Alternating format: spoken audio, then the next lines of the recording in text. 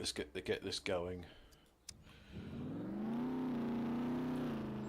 First up, just going to go to the petrol station across the town or village, and yeah, going to refuel on that. And also, I'm not going to engage in any combat because I've got a pistol and a knife, but my guns and my ammo are in the other car. So yeah, let's just go over here.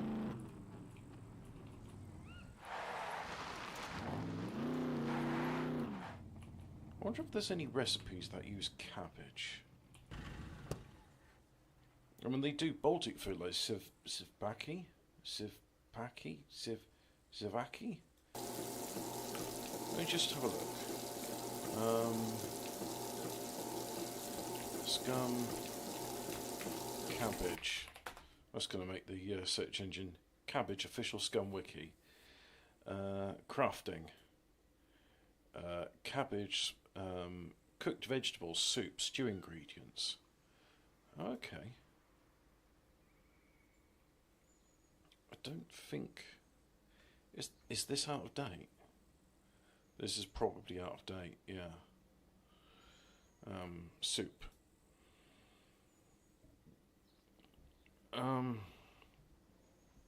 Yeah, that's probably out of date.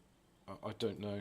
Oh, well, I suppose at least in the game there is a... Like, if I go here, manual, crafting, no, metabolism, mini games. Oh, okay. So apparently there's like stuff about that. There's fishing, defusing. Yeah, I've really. So the suicide puppets can be what? How do you? Oh, I don't know. Well, there's some gas stoves. There's an electric stove. Cool. Yeah.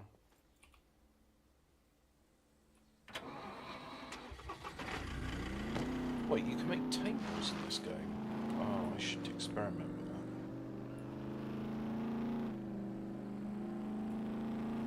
that. Let's just move this back. Now it's got its... I assume it's petrol. Everything else uses petrol, including the Volkswagen, which sounds like a diesel. See, I'll put this in there.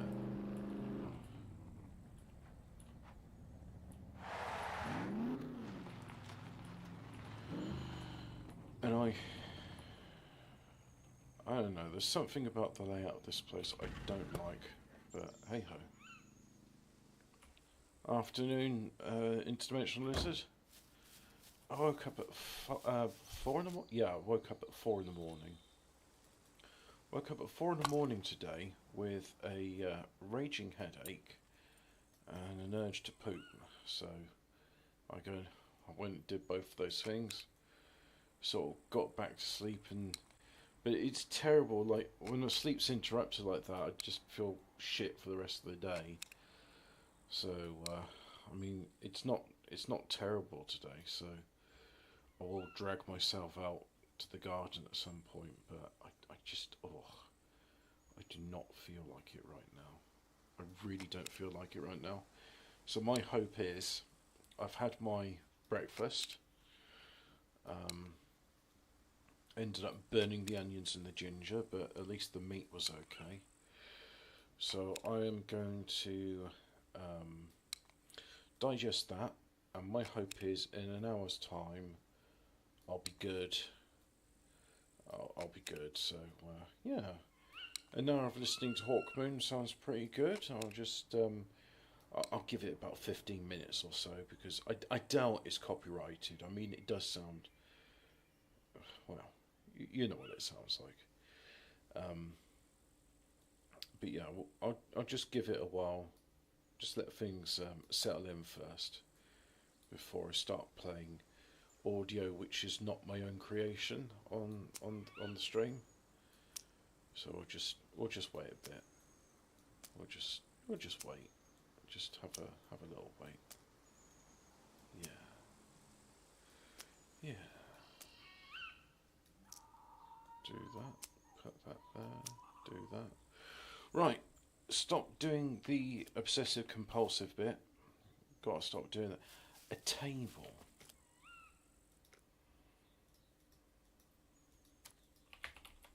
Yep. A table is an item you can put in this game. All right. So I would like a table there. I think I would like a table. Yep. Right about there. And it needs 3 planks of wood. I don't have an axe, so let's go ahead and get an axe. And did I just? Oh, I don't know. Pick that up. There we go.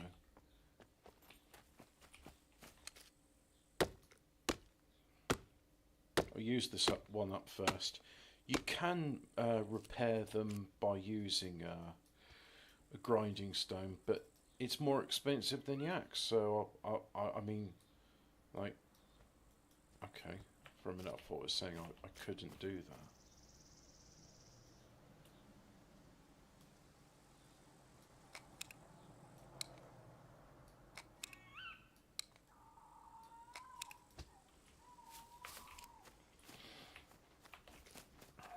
Right, pop you in there.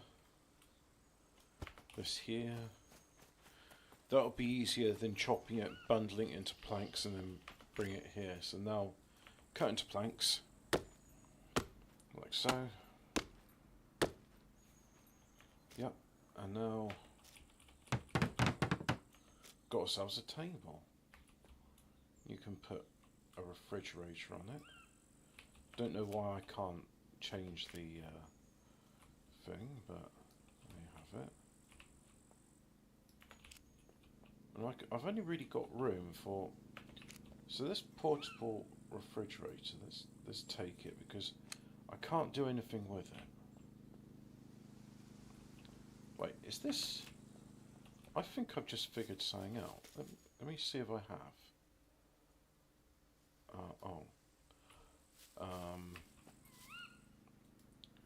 Set name car 1.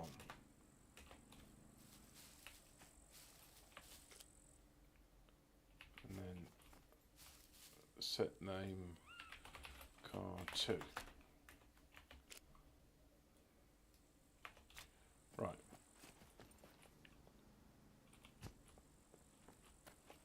Let's pop you over there. Does that? No, I don't think that works like how I think it ought to.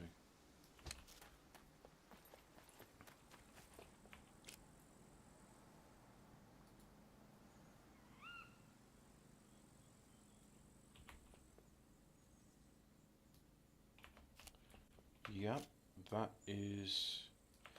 It turns around based on how you look at it.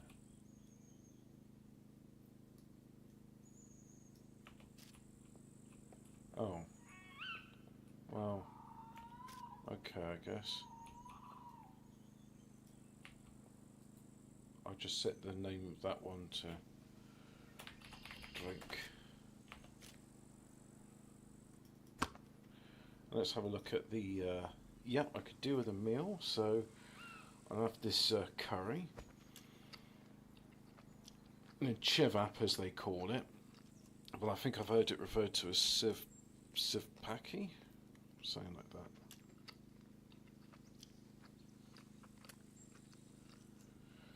And then once I'm feeling better, I'll go out into the garden again. I'm excited actually because I just realised that I don't need to go and buy grass seed. I can just edge the driveway, and in so doing, I will then. What will happen if I edge the driveway? Something will happen. I will have sod. That's it. I'll have sod, which I can then place some bare patches in the back garden, which there is a significant number of now that I've been chopping down bushes. Although there's one bush which is really quite difficult, and I want to burn it, but the problem with burning it is you do that. So most of this is water. Okay. I don't feel I can eat any more, can I? No, I can eat a bit more. Go on, let's stuff ourselves. Let's get stuffed.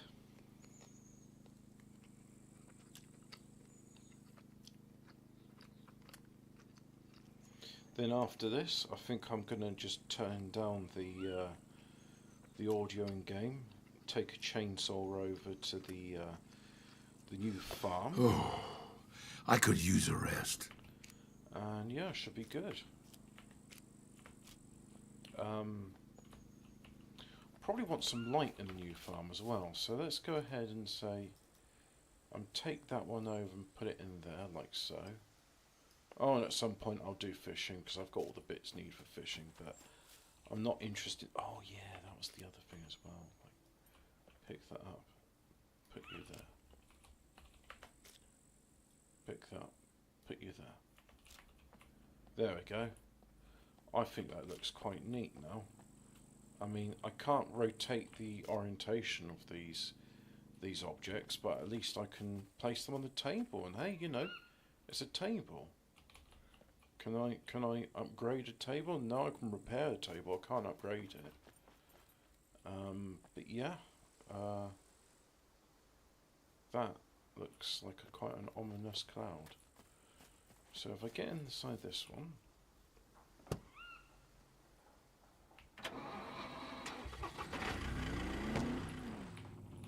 Oh, speaking of gardening,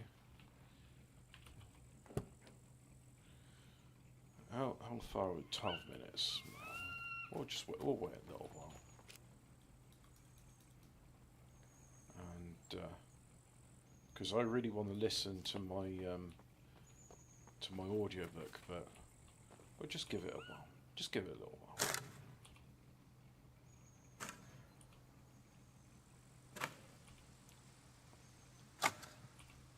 Like, typically weeds need more than 16 hours to grow this vigorous.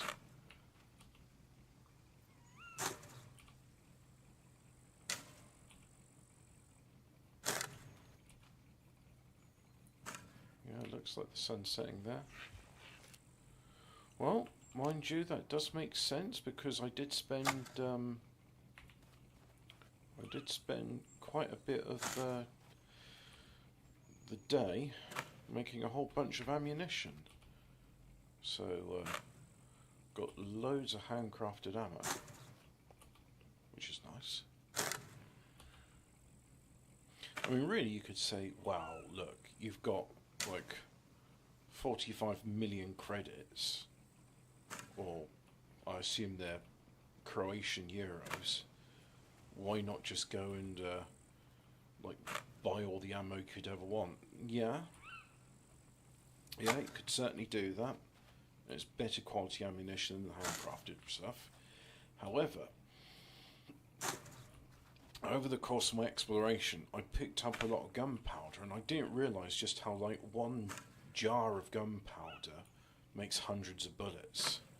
So I've been buying lots of lead plate and scrounging lots of metal scrap, and oh yeah, buying toolboxes. No, not that. That's... You get fucked! Whoops. Activate the voice command there.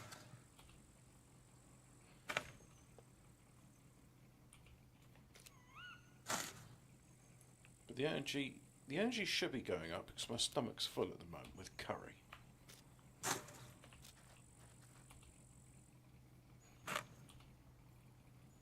I'm surprised the water content, mind you, I suppose water content in most food is just water. Unless you're eating something like hardtack, but then you need, or other dehydrated food. But then you need water to rehydrate it, because you can't really chew it without,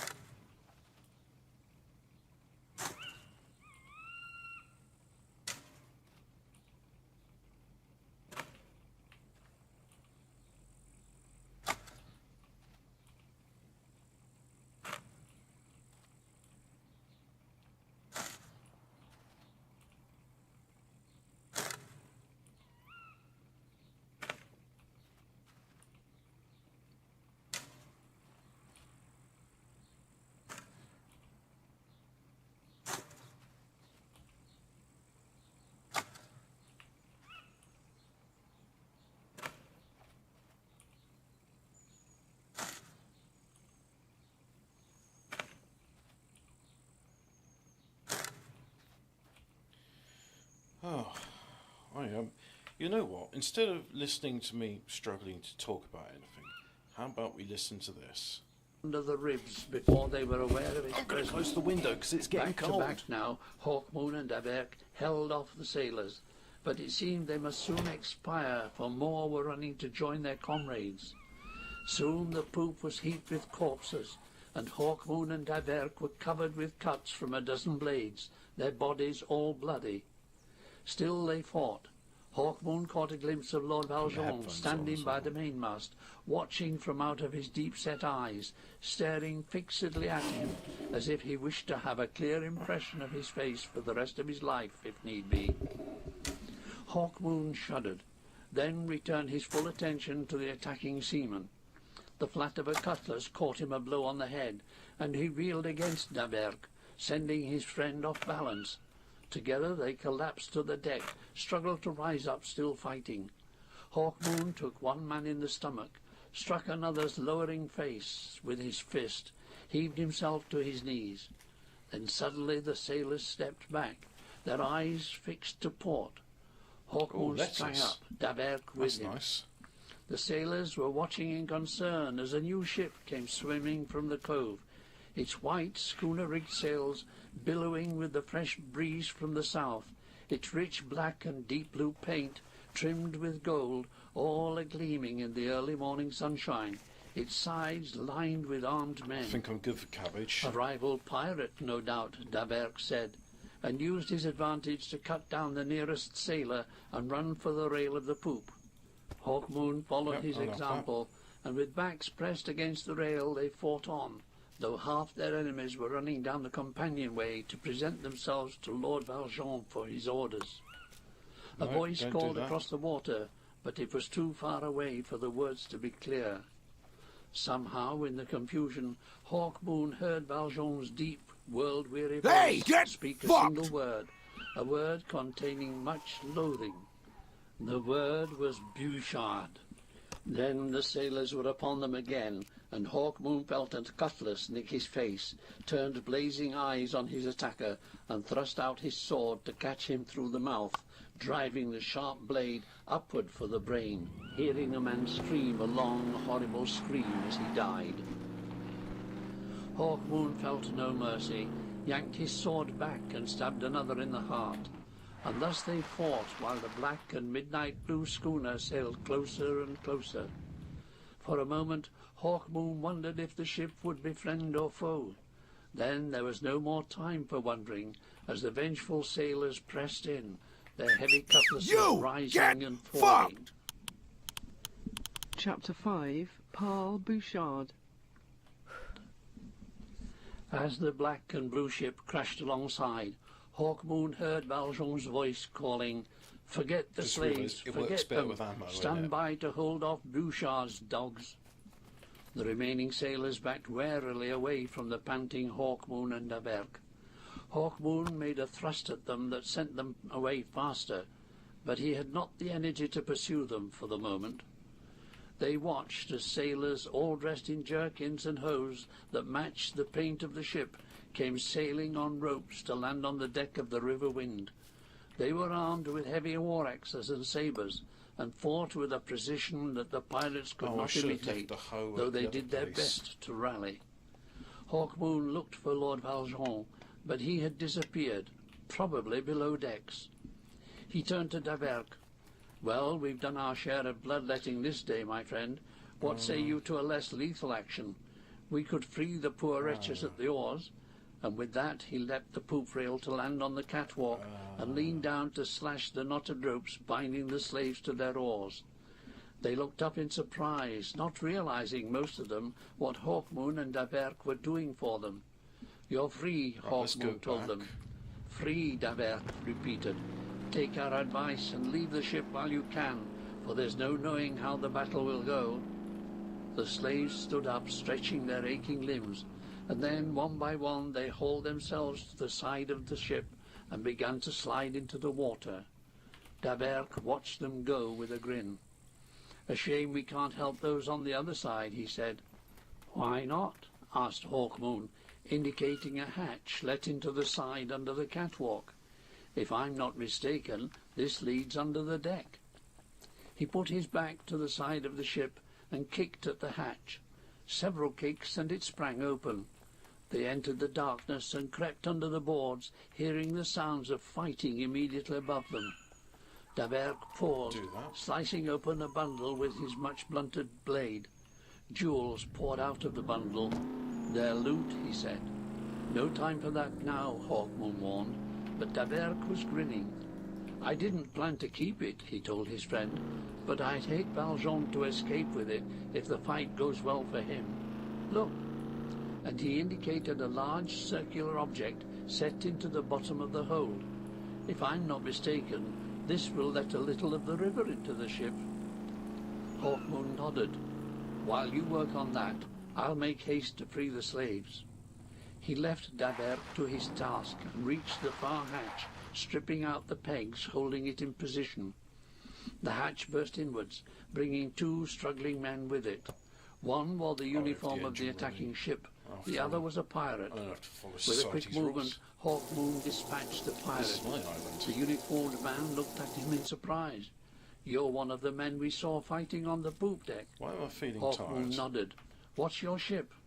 "It's Bouchard's ship," replied the man, wiping his forehead. He spoke as if the name was sufficient explanation. "And who is Bouchard?" The uniformed man laughed. "Why, he's Valjean's sworn enemy, if that's what you need to know. He saw you fighting. He was impressed by your swordsmanship." "So he should have been," grinned Hawkmoon, "for I fought my best today. And why not? I was fighting for my life." "And that often makes excellent swordsmen of us all," agreed the man. "I'm Coulard, and your friend if you're Valjean's foe." "Best warn your comrades then," said Hawkmoon. "We're sinking the ship. Look." He pointed through the dimness to where Daverk was wrestling with the circular bung. Coulard nodded swiftly and ducked out into the slave pit again. "I'll see you after this is over, friend," he called as he left, "if we live." Hawkmoon followed him, creeping along the aisle to cut the slaves' bonds. Above him, the men of Bouchard's ship seemed to be driving Valjean's pirates back. Hawkmoon felt the ship move suddenly, saw Daverk come hastily out of the hatch. "I think we'd best make for the shore," said the Frenchman with a smile, jerking his thumb at the slaves who were disappearing over the side. "Follow our friend's example." Hawkmoon nodded. "I warned Bouchard's men of what's happening. We've repaid Valjean now, I think." He tucked Valjean's sword under his arm. "I'll try not to lose this blade. It's the finest I've ever used. Such a blade would make an outstanding swordsman of anyone." He clambered up to the side and saw that Bouchard's men had driven the pirate sailors back to the other side of the ship, but were now withdrawing. Coulard had evidently spread the news. Water was bubbling through the hatch. The ship would not last long afloat. Hawkmoon turned and looked back. There was barely space between the ships to swim. The best method of escape would be to cross the deck of Bouchard's schooner. He informed Daverk of his plan. His friend nodded, and they poised themselves on the rail, leaping out to land on the deck of the other ship. There were no rowers present, and Hawkmoon realized that Bouchard's oarsmen must be free men, part of the fighting complement of the ship. This, it seemed to him, was a more sensible scheme, less wasteful than the use of slaves. It also gave him cause to pause, and as he paused, a voice called from the river wind. "Hey, my friend, you with the black gem in your forehead, have you plans for scuttling my ship too?"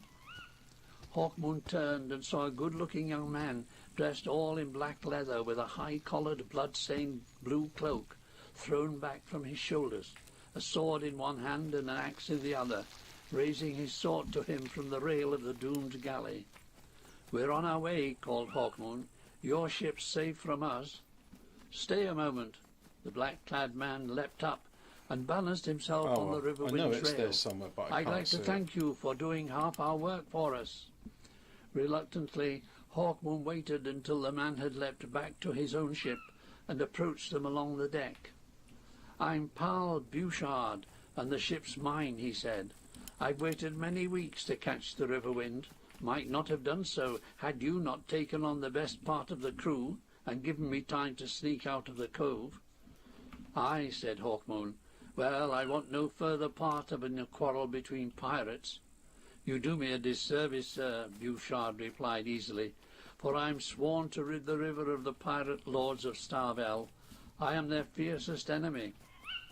Bouchard's men were swarming back into their own ship, cutting loose the mooring ropes as they came. The river wind swung round in the current, her stern now below the waterline. Some of the pirates leapt overboard, but there was no sign of Valjean. Where did their leader escape to? Davert asked, studying the ship. He's like a rat, Bouchard answered. Doubtless he slipped away as soon as it was plain the day was lost for him. So needs a You have helped me greatly, gentlemen, for Valjean is the worst of the pirates. I am grateful. And Davert, never at a loss where courtesy and his own interests were concerned, replied, And we are grateful to you, Captain Bouchard, for arriving when things were lost for us. The debt is settled. He smiled pleasantly. Bouchard inclined his head. Take that one back. Thank you. However, if I may make a somewhat direct statement, you seem in need of something to aid your recovery. Both of you are wounded. Your clothes are plainly not what you, as gentlemen, would normally choose to wear. I mean, in short, that I would be honoured if you would accept the hospitality of my ship's galley, such as it is, and the hospitality of my mansion when we dock. Hawkmoon frowned thoughtfully. He had taken a liking to the young captain. Lots of clothes. And where do you plan to dock, sir? In Narline, replied Bouchard, where I live. We were, in fact, travelling to Narline before we were trapped by Valjean, Hawkmoon began. Then you must certainly travel with me, if I can be of assistance. Thank you, Captain Bouchard, Hawkmoon said. I don't see We should appreciate your aid in reaching Narline, and perhaps on the way you would be able to supply us with some information which we lack. Willingly, Bouchard gestured toward a door set beneath the poop deck. So I'll just turn it down here, and that way I'm easy to hear over the Hawkmoon story. Bouchard's cabin. They saw the spray fly as the ship flung itself downriver under full sail. But yeah, if we should meet a couple of pirates, I woke up. Told them, we should have little chance. That is why we make such speed. That noise is awful. The cook brought in the last of the dishes and laid it before them. There were several kinds of meat, fish, and vegetables. Let's turn that down as well. And wine. So I woke up in the middle of the night, headache, and needed to poop, which wasn't fun. Took me quite a while to get back to sleep, so I just felt really washed out. Bouchard told them cheerfully. For I have been hunting Valjean for months. Oh yeah, let's pray that doesn't happen, Alphabet Cat. But you never know. Strange individual.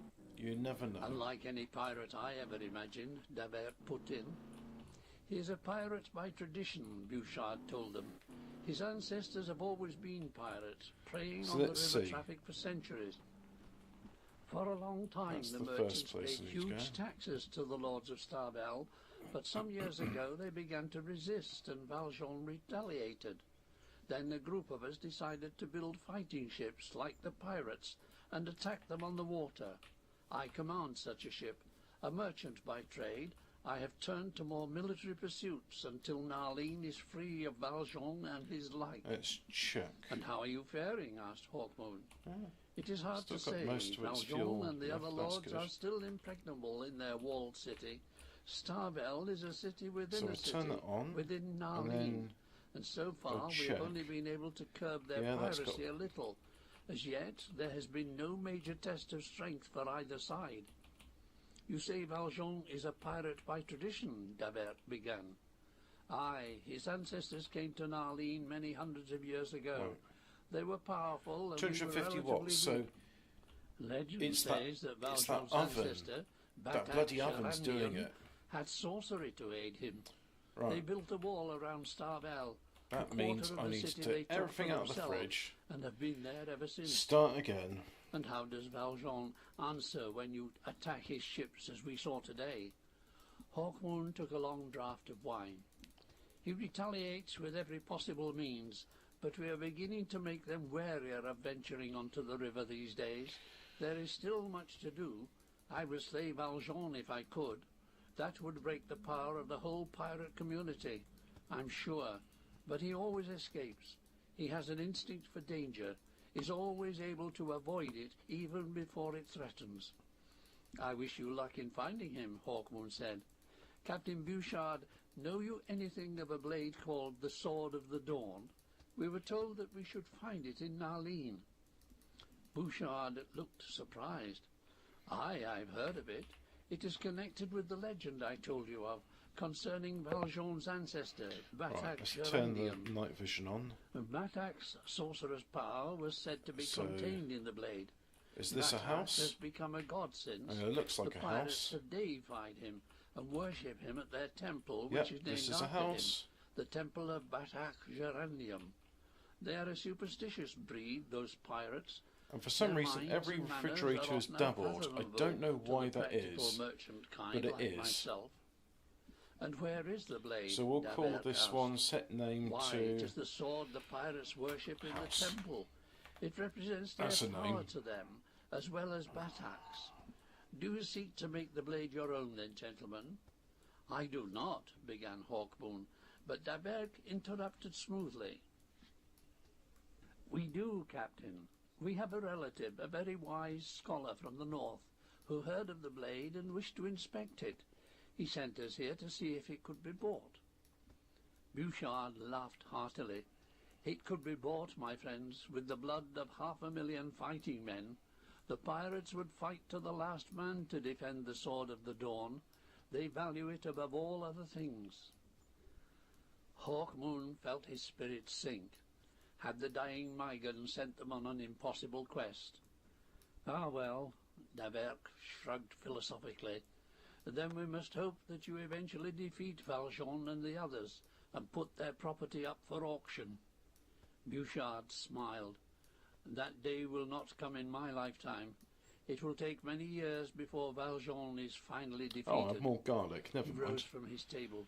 Been nice to have Excuse me for a sorted few everything moments. out I must see how together, things are on deck. as long as it's all in the He left fridge. the cabin with a brief, courteous Then bow. it'll be good.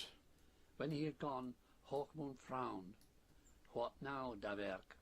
We are stranded in this strange land, unable Right, so to get that's that which that we lot sought. done. He took And Migan's then rings from his pouch and jingled them I on the am- palm of his hand. There were 11 there now, for he and Davert had taken their own off. I should use We the are lucky small to have these generator. still. Perhaps we should use them, leap at random into the dimensions in the hope of finding a way back to our Camargue. Davert snorted.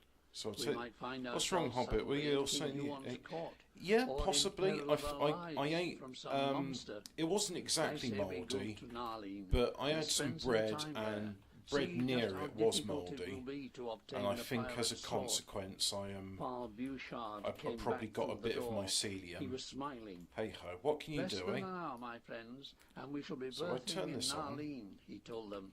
Right, I that's now think you will on. like our city. Turn Then, that on. he added with a grin, at And least that's using that 200 part watts, which that's is not fine. inhabited by the pirate lords. But I Hawkmoon and can't Davert use... stood on the deck of I Bouchard's can, ship if and I watched temporarily as it turn was it... skillfully Yes, brought into harbour. that's how I'm going The to do sun it. was hot in a clear blue sky, making the city shine. The buildings were, for the most part, quite low, rarely more than 4 stories, but they were richly decorated with rococo designs that seemed very old. All the colours were muted, weathered, but nonetheless still clear. Much wood was used in the construction of the houses. Pillars, balconies and frontages were all of carved wood, Hey, but some fire had it up painted like metal it's Cinco de railings Mayo. and even doors. The quayside was crowded with Fire it up crates like and it's Cinco de bales Mayo. which were Full. being loaded or unloaded onto the myriad ships Yep. crowding the harbour. Men worked with dhows to swing them into hatches or onto the Yeah, quays, just woke up with haul a them along bad gangplanks, headache, and sweating in the heat of it's the not day, fun when you have to stripped the squeeze one waist. out when your head's Everywhere throbbing, was because you noise don't and want to bustle, do any which sort of Bouchard seemed to straining, relish but- as he escorted Hawkmoon Sorry and to be Davert down the vulgar gangplank of about his it, schooner and through the crowd which had begun to gather. Bouchard was greeted on all sides. How did you fare, Captain? Did you find Valjean? Have you lost many men? We have At last Bouchard paused, laughing humorously.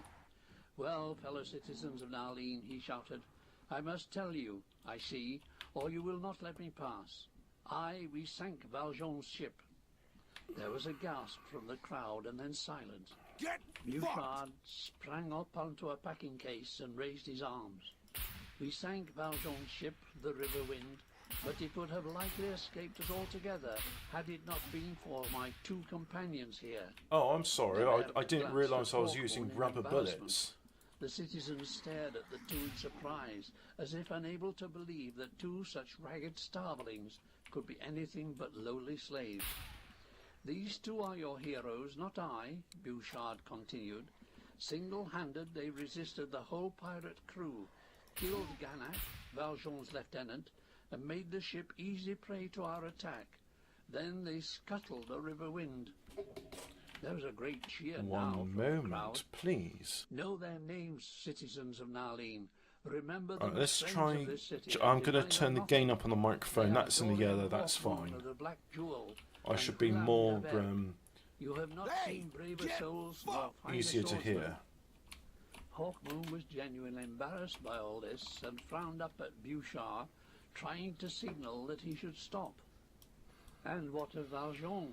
Called a member of the crowd. Is he dead? He escaped us, Bouchard replied regretfully. He ran like a rat, but we shall have his head one day. Or he yours, Bouchard. The speaker was a richly dressed man who had pushed forward. Yeah, All that you seems have to done be is anger him. good. For years I paid my river taxes to Valjean's men, and they let me ply the river in peace. Now you and your like say, pay no taxes, and I do not. But I know no peace these days, cannot sleep without fear of what Valjean will do. Valjean is bound to retaliate, and it might not be only you on whom he takes his vengeance. What of the rest of us, those who want peace of mind and not glory? You endanger us all. Bouchard laughed. It was you, Veronique, if I'm not mistaken, who first began to complain about Can't the leap pirates, when I've got said something you on could them. not stand the high levies they demanded, supported us when we formed the league to fight Valjean. Well, Veronique, we are fighting him, and it is hard, but we shall win, never fear. The crowd cheered again, but this time the cheer was a little more ragged, and the people were beginning to disperse. Valjean will take his vengeance, Bouchard, Veronique repeated. Your days are numbered. There are rumors that the pirate lords are gathering their strength. Feeling that hot. They have only been playing with us Oh, up it's to probably now. because of They all could the raise Narline clothes if I've they got wished. on. Destroy the source of their livelihood. So if I and take that the would be jacket foolish off, of them. Bouchard shrugged as if to dismiss the middle-aged that should merchant. help. Foolish, perhaps. As Yeah, foolish it's a as Verity your Zero. actions, There we mused go. Veronique. But make them hate us enough, and their hatred might cause them to forget that it is we who feed them. Bouchard smiled and shook his head. You should retire, Veronique. The rigours of merchant life are too much for you. The crowd had almost completely vanished now, and there were looks of anxiety on many of the faces which only lately had been cheering the heroes. Bouchard jumped down from the box and put his arms around his companion's Do a shoulders. little bit of lock picking, Come, my and then I'm friends, going to do let's some listen no longer chainsawing to at poor old Veronique. my He would make any triumph farm. sour with his gloomy prattling. Let's to my mansion, and see if we can find you raiment more befitting gentlemen. Then tomorrow we can go about the city and buy new outfits for you both. He led them through the teeming streets of Narline, streets that wound an apparently logic-less course, that were narrow and smelling of a million mingled odours, that were crowded with sailors and swordsmen and merchants and key workers, old women, pretty girls, stall keepers selling their wares, and riders picking their way among those on foot. He led them over the cobbles, up a steep hill, and out into a square with one side Yep, I have clear all of this stuff. houses. And there was the sea. Bouchard paused for a What's moment that? to stare at the sea. They want in. It sparkled in the sunlight. Davert gestured Hey, toward it. You're pretty good. You trade beyond that ocean?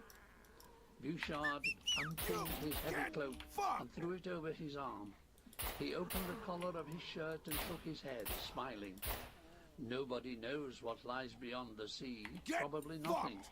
No, we trade along the coast for about 200 or 300 miles in each direction. This area is thick with rich cities that did not suffer too badly the effects of the tragic millennium. Oh. I see. And that's the right time to reload. Is it as we suspect, Hey, Asia Communista? Bouchard frowned. No. I have not heard it called that, though I'm no scholar. I have heard it called variously Yache, Amerek, and Nishte. He shrugged. I'm not even sure where it lies in relation to the legendary continents said to exist elsewhere in the world. Amerek, Hawkmoon exclaimed. But I had always thought it the legendary home of superhuman creatures. And I had thought the rune staff in Asia Communista, Davert laughed. It does not do, friend Hawkmoon, to place too much faith in legends. Perhaps, after all, the rune staff does not exist. Another one. Good. Hawkmoon nodded. Perhaps. You Bouchard was frowning. The rune staff, legends, what do you speak of, don't gentlemen? need another water bottle. A point this scholar we mentioned made, Davert said hastily. It would be boring to explain. Bouchard shrugged. I hate to be bored, my friends, he said diplomatically, and led them on through the streets. They were now beyond the trading part of the city, not bothering and on a keycard. hill in which the houses were much richer and less crowded together. Exploring military High bases walls, is gardens that could be seen to contain not what I call farming relaxing fields and fountains. time. It was So I outside don't the do gates it. of one such walled house that Bouchard at last stopped. Welcome to my mansion, my good friends, he rapped on the gate. A covered grille was opened, and eyes peered at them. Then the gate was pulled wide, and a servant bowed to Bouchard. Welcome home, master. Was the voyage successful? Your sister awaits you. Very successful, Père. So Jelliana is here to greet us. You will like Jelliana, my friends. Chapter 7. The Blaze. Jelliana was beautiful, a young raven-haired girl with a vivacious manner that instantly captivated Davert. At dinner that night he flirted with her and was delighted when she cheerfully responded. Bouchard smiled to see them place her wittily, but Hawkmoon found it hard to watch, for he was reminded painfully of his own Iselda, his wife who waited for him thousands of miles across the sea and perhaps hundreds of years across time, for he had no way of knowing if the crystal rings had brought him only through space. Bouchard seemed to detect a melancholy look in Hawkmoon's eye, and sought to cheer him up with jokes and anecdotes concerning some of his lighter and more amusing encounters while fighting the pirates of Starbell. Hawkmoon responded bravely, but he still could not rid his mind of thoughts of his beloved girl, Yes, I have one Count of those. Brass's daughter, and how she fared. Had Tarragon perfected his machines for travelling through time? Had Meliadus found another means of reaching Castle Brass? The more the evening wore on, the less able Hawkmoon was to continue a light conversation. At length he rose and bowed politely. I do apologize, Captain Bouchard, he murmured, but I am very weary. The time spent in the galley, I'm feeling the fighting of the day. pain. Jelliana, Bouchard, and William Davert did not notice him rise, for they were engrossed with one another. Bouchard stood up quickly, a look of concern on his handsome face. Of course, I apologize, Master Hawkmoon, for my thoughtlessness. Hawkmoon smiled wanly. You have not been thoughtless, Captain. Your hospitality is magnificent. However, Bouchard's hand made a movement toward the bell pull, but before he could summon a servant, there came a sudden banging on the door. Enter, Bouchard commanded. The servant who had admitted them to the garden earlier that day stood panting in the doorway. Captain Bouchard, there is a fire at the quayside. A ship is burning. A ship? Which ship? So Your now ship, I'm Captain. here. The one you came home in today. Instantly, Bouchard was making for the door, Hawkmoon and Daverk following rapidly behind him, Jelliena behind them. "A carriage, Bear," he ordered. "Hurry, man." Within moments, an enclosed carriage drawn by 4 horses was brought round to the front of the house, and Bouchard climbed in, waiting impatiently for Hawkmoon and Daverk to join him. Jelliena tried to enter, but he shook his head. "No, Jelliena, we do not know what is happening on the quays. Wait here." Then they were off, bumping over the cobbles at an alarming rate, making for the dockside. The narrow streets were lit with torches stuck in brackets attached to the sides of houses. Like crap. And the carriage flung a black shadow on the walls. Hey, I've as got it vitamins, passed, so that's bumping good. and crashing through the Because look at streets. that.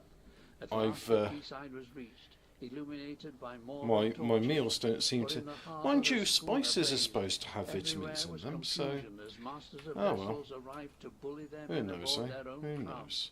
and move them away from Bouchard's schooner for fear that they too would be set afire.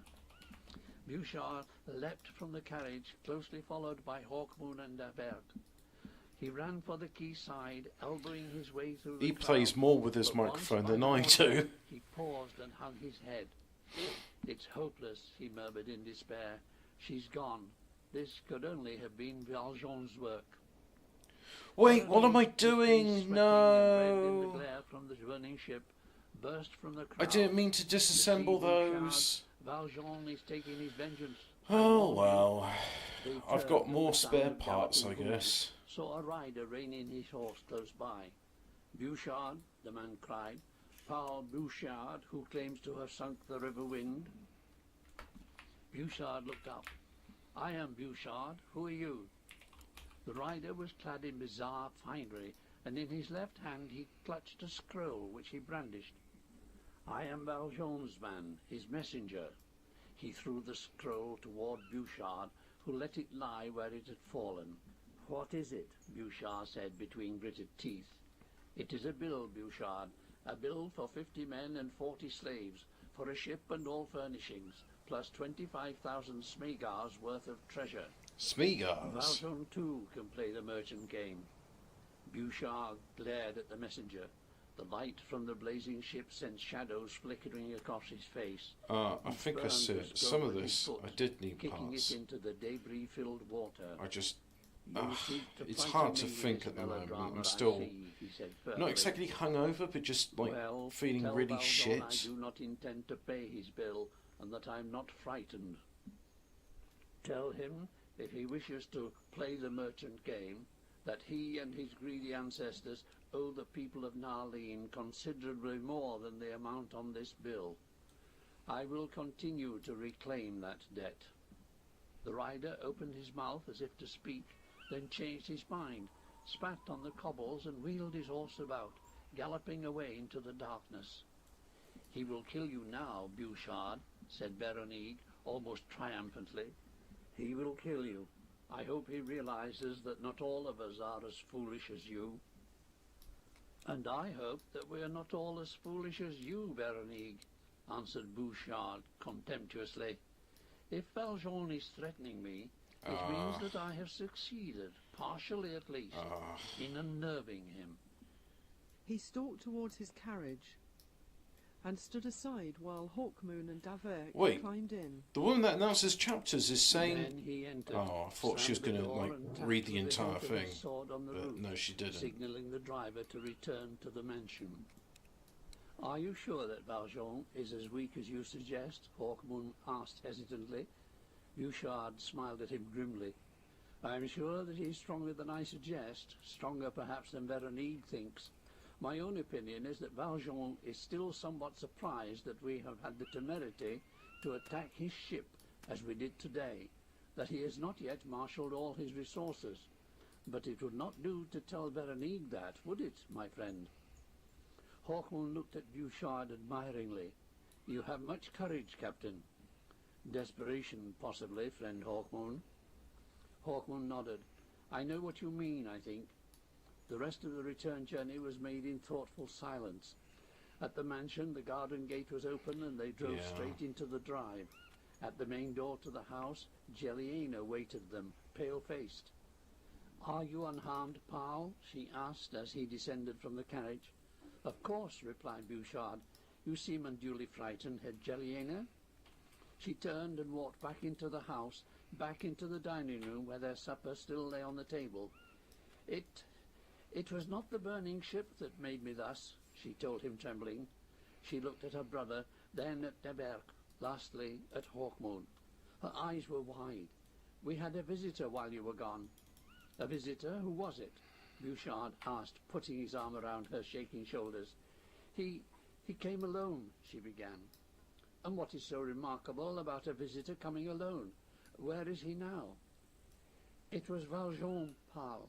Lord Valjean of Starbel himself. He—" She put her hand to her face. "He stroked my face. He looked at me from those bleak, inhuman eyes of his. He spoke in that voice." "And what did he say?" Hawkman asked suddenly, his tone grim. "What did he say, Lady Jelliena?" Again her eyes went from one to the other, to return to Hawkmoon. "He said that he's merely playing with Pal, that he's too proud to spend all his time and strength in pursuing a vendetta against him, that unless Pal proclaims in the city square tomorrow that he will cease bothering the pirate lords, Pal will be punished in a way that will be suitable to his particular misdemeanor. He said that he expects to hear that the proclamation has been made by midday tomorrow." So I need a chainsaw. "He came here to my own house to display his contempt for me, I suppose. The burning of the ship was just a demonstration and a diversion to get me to the quayside.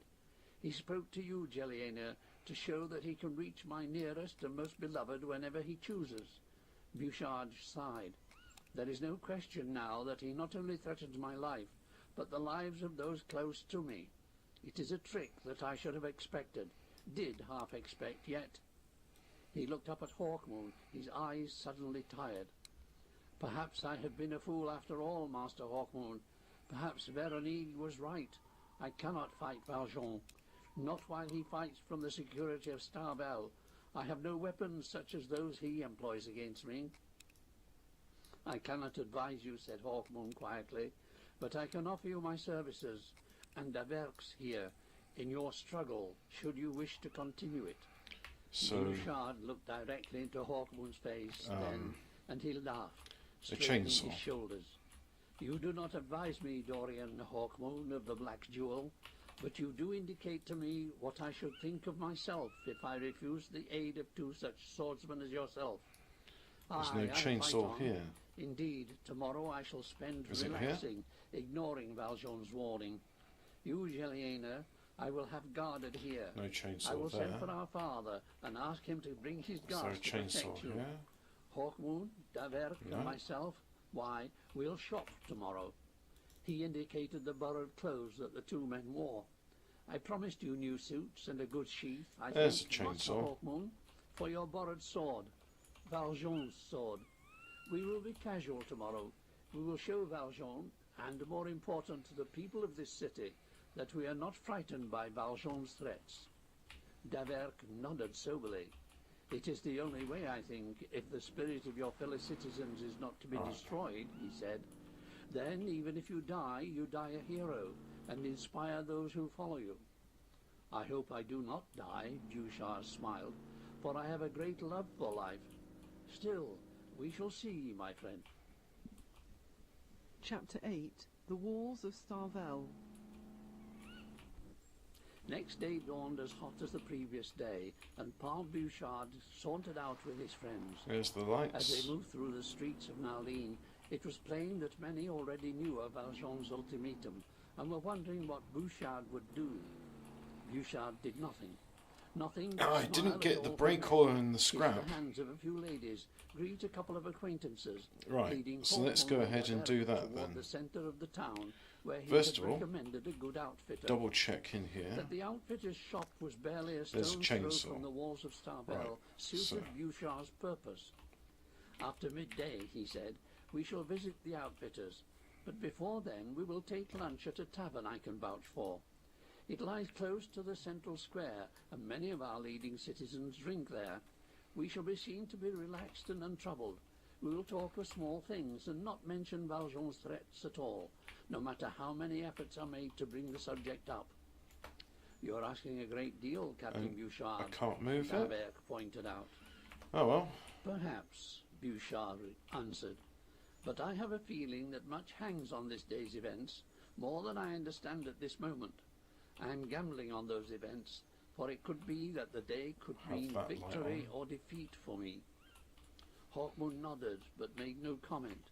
He too sensed something in the air and could not question Bouchard's Alright, instinct. it's at an angle. Nothing I can do about that. The tavern was visited, food eaten, wine drunk, and they pretended not to notice that they were the centre of attention, cleverly avoiding all attempts to quiz them on what they intended to do about Valjean's ultimatum. And a bit of scrap metal. The hour of noon came and went, and Bouchard sat and chatted with his friends for a further hour before rising, putting down his wine cup and saying, "Now, gentlemen, this outfitter I mentioned." The streets were unusually lacking in crowds as they walked casually through them, getting closer and closer to the middle of the city. But there were many curtains that moved as they passed, many faces seen at windows, and Bouchard grinned, as if relishing the situation. "We are the only actors on the stage today, my friends," he said. "We must play our parts well." Then at last Hawkmoon saw his first glimpse of the walls of Starvel. They rose above the rooftops, white and proud and enigmatic, seemingly without gates. There are a few small gates, Bouchard told Just leave it Hawkmoon, idle. but they are rarely used. Instead, they have huge underground waterways and docks. These, of course, lead directly to Brake the river. oil. Bouchard led them into a side street And then and indicated a sign about halfway metal down. scrap There, my friends, and also there's our outfitter. nails.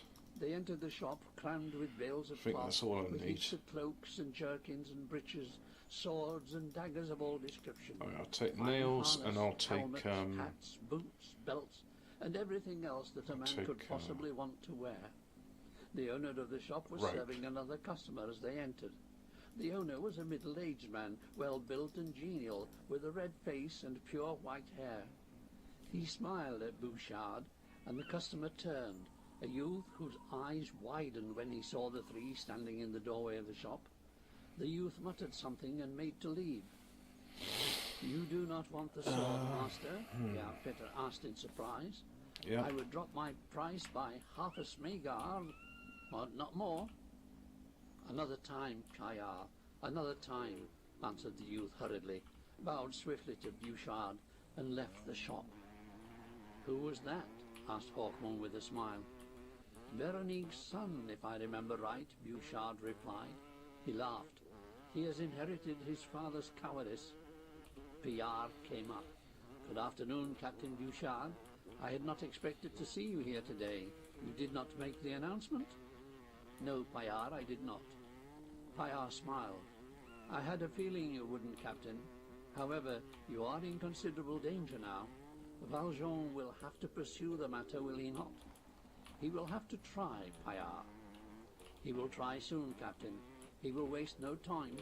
Are you sure it is wise to come so close to the walls of Starvel?" "I have to show that I am not afraid of Valjean," Bouchard answered. I got a feeling I can just run the Why should battery I down change that my because it's plans for him? kick-started, so it doesn't I promised matter. my friends here that they should choose clothing from the finest outfitter in Marlene, and I am not a man to forget a promise like that. Pillard smiled and made a dismissive gesture with his hand. "I wish you luck, Captain. Now, gentlemen, what do you see that you like?" No matches? Hawkmoon picked up a cloak of rich scarlet, fingering its golden clasp. "I see much that I like. You have a fine shop, Master Pillard." While Bouchard chatted with the shopkeeper, Hawkmoon and Javert wandered slowly around the shop, picking out a shirt here and a pair of boots there. 2 hours passed break before they all had there as finally well, made just up their need minds. Scraps of "Why metal. do you not go into my dressing rooms and try on the clothes?" Pillard suggested. "I think you have chosen well, gentlemen." Hawkmoon and Javert retired into the dressing rooms. Hawkmoon had a shirt of silk and a deep lavender shade, a jerkin of soft, light-coloured brushed leather, a scarf of purple and fine flaring breeches that were also silk and matched Got the those scarf, breeches, which he got knotted those about stinky his neck. breeches. These breeches Got those he tucked into breeches, boots got of the them same stinky leather as the jerkin, breeches. which he left unbuttoned. He drew a wide leather belt about his waist, and then clasped a cloak of deep blue over his shoulders. Daverk had taken for himself a scarlet shirt and matching breeches, a jerkin of shining black leather, and boots that were also of black leather and reached almost to his knees. Over this he drew a cloak of stiff silk, coloured deep purple. He was reaching for his sword belt when there came a shout from the shop. Hawkmoon parted the curtains of the dressing room. The shop was suddenly full of men, evidently pirates from Starbell. They had surrounded Bouchard, who had not had time to draw his sword. Hawkmoon wheeled and picked up his sword from the pile of discarded clothing, rushing into the shop to collide with Payard, who was staggering back, blood pumping Two from logs. his throat. Even now the pirates were Three running logs. out of the shop, and Bouchard could not even be seen. Hawkmoon stabbed a pirate directly in the heart, defended himself from another's thrust. "Do not try to fight us," snarled the pirate who had tried to stab him. "We want only Bouchard." "Then you must kill us before you take him," cried Daverk, who had joined Hawkmoon. "Bouchard goes to find his punishment for insulting our Lord Valjean," the pirate told him, and slashed at him. Daverk leapt back, bringing his sword up in a flickering movement that knocked the pirate's blade from his hand. The man snarled, hurling the dagger that was in his other hand, but Daverk deflected this also, thrusting out to take the man in the throat. Now, half the pirates had detached themselves from their fellows and advanced on Hawkmoon and Daverk, who were pressed backward into the shop. "They're escaping with Bouchard," Hawkmoon said desperately. "We must aid him." He thrust savagely at his attackers, trying to cut his way through them to go to Bouchard's assistance, but then he heard Daverk yell from behind him. More of them, Oh, that's a bit coming better. through the back exit. That was the last he heard before he felt a sword hilt slam against the base of his skull, and he fell forward into a heap of shirts. He awoke, feeling smothered, and rolled over onto his back. It was getting dark inside the shop, and it was strangely silent now. He staggered up, his sword still in his hand. Let's do a small The first sticks thing he bundle. saw was Payard's corpse, sprawled near the curtains of the dressing room. The second thing he saw was what seemed to be Daverk's corpse, lying stretched across a bale of orange cloth, blood covering most of his features. Hawkmoon went to his friend, put his hand inside his jerkin, and with relief heard his heart beating. Like him, it seemed, Daverk had only been stunned. Doubtless the pirates had left them behind intentionally, wanting someone to tell the citizens of Narline what befell those who, like Paul Bouchard, offended the Lord Valjean. Hawkmoon stumbled to the back of the shop Let's and do found some a pitcher hoeing. of water. He carried it back to where his friend lay and put the pitcher to Daverk's lips. Then he tore off a strip from the bale of cloth and bathed the face. The blood had come from a broad but shallow cut across the temple. I'm going to have Daverk another one as began well. to stir, opened his eyes and looked directly into Hawkmoon's. "Bouchard," he said, "we must rescue him, Hawkmoon." I've still got a bit of Hawkmoon that. nodded bleakly. "Aye, but he is in Starville by now." "No one knows that but us," Daverk said, rising stiffly to a sitting position. "If we could rescue him and bring him back, then tell the city the story, think what that would do for the citizens' morale." "Very well," said Hawkmoon. "We shall pay a visit to Starbell and pray that Bouchard still lives." He sheathed his sword. "We must climb those walls somehow, Daverk. We shall need equipment." "Doubtless we'll find all we want in this shop," Daverk replied. "Come, let us move swiftly. It is already nightfall." Hawkmoon fingered the black jewel set in his forehead. His thoughts went again to Griselda, to Count Brass, Oledan, and Beaugentle, wondering about their fate. His whole impulse was to forget about Bouchard, forget about Meigen's instructions, the legendary Sword of the Dawn, and the equally legendary rune staff, to steal Who's one of the Meigen's ships again? from the harbour and set off across the sea to try to find his beloved. But then he sighed and straightened his back. They could not leave Bouchard to his fate. They must try to rescue him or die. He thought of the walls of Starvell that lay so close. Perhaps no one had tried to scale them before, for they were very steep and doubtless well guarded. Perhaps it could be done, however. They would have to try. Chapter 9. The Temple of Batak Gerandian. Each with more than a score of daggers stuck in their belts, Hawkmoon and Daberk began to scale the walls of Starvel. Hawkmoon went first, wrapping cloth around the hilt of a dagger, and then searching for a crack in the stone into which to insert the point, tap it gently into place, praying that no one above would hear him and that the dagger would hold. Slowly they ascended the wall, testing the daggers as they went. Once Hawkmoon felt a blade begin to give beneath his foot, clung to the dagger he had just inserted above his head, as he felt that too begin to work loose. 100 feet below was the street. Desperately he took another dagger from his belt and hunted for a crack in the stone, found one and plunged the blade in. It held, while the dagger supporting his foot fell away. He heard a thin clatter as it landed in the street.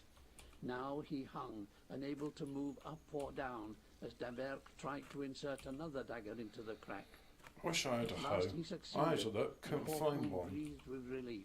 Strange thing is I had one in my previous house and it was an old beat up thing. And no idea what So I awaited assume either on it the wall was from or here. beyond it.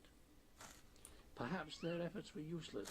Perhaps Bouchard was already dead. Hey ho, There was no point in thinking such thoughts now. Hawkmoon went even more cautiously as he reached the top.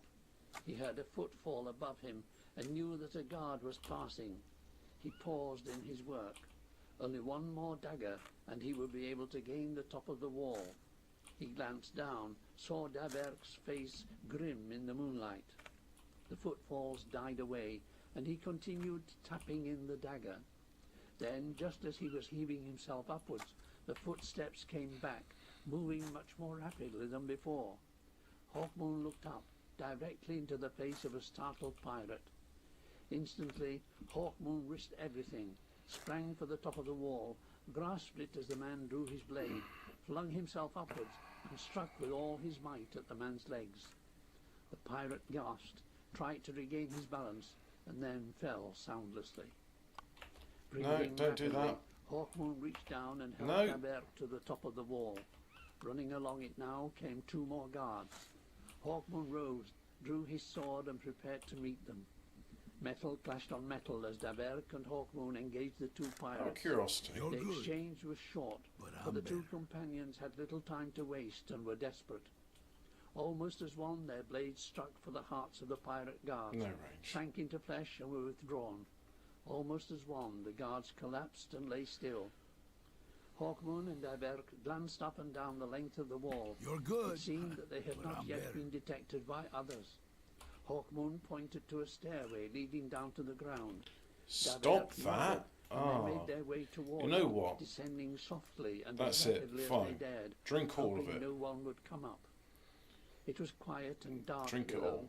There we go. It seemed a city of the dead. Now you Far away can't in the spill any centre of nearby Starvel, liquid. A beacon gleamed, but elsewhere all was in darkness, save for a little light that escaped from the shutters of windows or through cracks in doors. Yeah, it's written by Michael As they drew Moorcock. nearer to the ground, they heard a few sounds from the houses, of course laughter and roistering.